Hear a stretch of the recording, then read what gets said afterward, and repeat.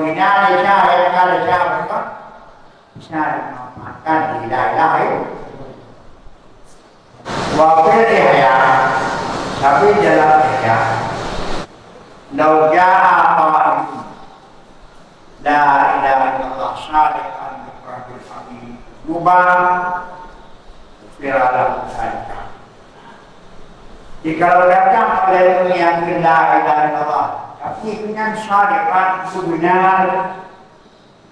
benar ibarat apa-apa secara mati bid'ah yakin dan makna yang dilakukan begini akan bekerja. Pun-pun Nabi Laisa tidak ada hati ahli yang tidak Allah itu lihat dalam kuburnya hampir dan kubur. Hanafi dan kuburnya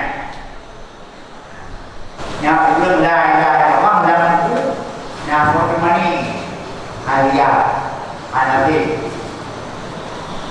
walaupun sudihim Hanafi pada musuh mereka pada wakil mereka pada nasab